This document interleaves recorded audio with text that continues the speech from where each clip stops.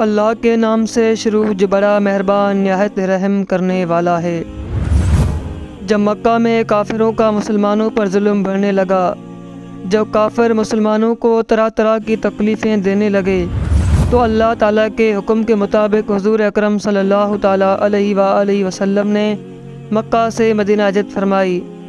ہجرت کا واقعہ نہایت ہی طویل ہے جو ہماری آج کی اس ویڈیو کا موضوع نہیں ہے۔ ہماری آج کی اس ویڈیو کا موضوع نبی مکرم کی مدینہ میں تشریف آوری اور استقبال کا احوال بیان کرنا ہے کہ انصار نے کس طرح آپ کا استقبال کیا۔ جب مدینہ کے لوگوں کو معلوم ہوا کہ آپ ہجرت کر کے تشریف لا رہے ہیں تو وہ انصار عشق نبی میں اتنے محو ہو گئے کہ سارا کا سارا دن تپتی ہوئی دھوپ میں صبح سے لے کر شام تک پہاڑوں پر کھڑے رہتے اور آپ کا انتظار کرتے رہتے۔ اچانک ایک یہودی نے ایک قافلہ دیکھا جو مدینہ منورہ کی طرف کوچ کر رہا تھا۔ اس نے انصار کو خبر دی کہ محمد صلی اللہ تعالیٰ علیہ وآلہ وسلم تشریف لا رہے ہیں۔ یہ خبر سنتے ہی سارے انصار خوشیاں مناتے ہوئے اور بھاگتے ہوئے آپ کے استقبال کے لیے پہنچے۔ قبیلہ بنو نجار کی لڑکیاں حضور اکرم صلی اللہ تعالیٰ علیہ وآلہ وسلم کی تشریف آوری کی خوشی میں دف بجاتی ہوئی اور گاتی ہوئی آئیں۔ اس کے بعد حضور صلی اللہ تعالیٰ علیہ وآلہ وسلم نے قبائل انصار سے مخاطب ہو کر فرمایا، کیا تم مجھ سے محبت کرتے ہو؟ کیا تم مجھے پسند کرتے ہو؟ اس کے جواب میں انصار کے تمام قبیلوں نے بیک زبان ہو کر کہا، یقیناً یا رسول اللہ صلی اللہ تعالیٰ علیہ وآلہ وسلم۔ حضور صلی اللہ تعالیٰ علیہ وآلہ وسلم نے فرمایا، میں بھی تم سے محبت کرتا ہوں۔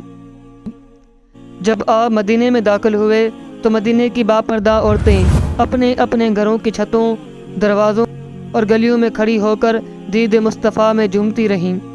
حضور اکرم صلی اللہ تعالیٰ علیہ وآلہ وسلم مدینہ منورہ میں داخل ہوتے ہی سب سے پہلے عمر بن عوف کے گھر میں داخل ہوئے،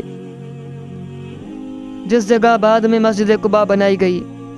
حضرت علی رضی اللہ تعالیٰ عنہ 3 دن کے بعد مدینہ منورہ میں داخل ہوئے اور آپ کی بارگاہ میں داخل ہو کر آپ کی مسرت و شادمانی میں اضافہ فرمایا۔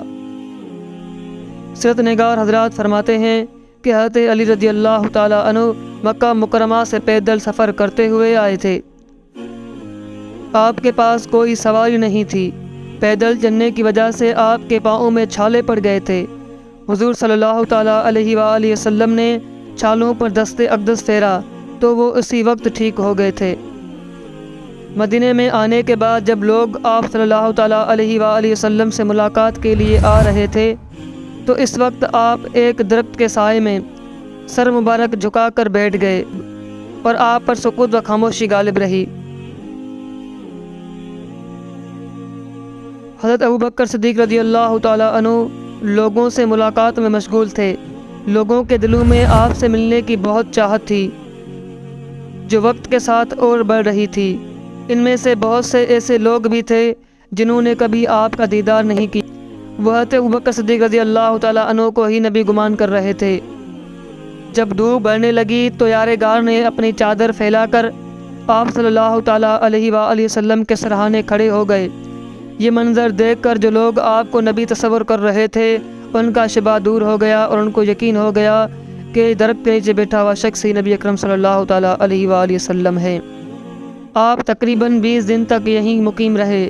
اس کے بعد جمعے کے دن سورج کے بلند ہوتے ہی آپ وادی بطن سے گزرتے ہوئے اس جگہ پہنچے جہاں ابھی مسجد صغیر بنائی گئی ہے۔ وہاں آپ نے نماز جمعہ پڑھائی اور ایک طویل خطبہ ارشاد فرمایا جس میں آپ نے مسلمانوں کو بہت ساری خوشخبریاں سنائی، نافرمان و گنہگاروں کے سلوک کو بیان فرما کر ڈر بھی دلایا۔ اس کے بعد آپ صلی اللہ تعالیٰ علیہ وآلہ وسلم اپنی سواری پر سوار ہو کر مدینے کے اندر داخل ہوئے۔ آپ کے پیچھے پیچھے انصار پیدل اور سواریوں پر سوار ہو کر چلنے لگے۔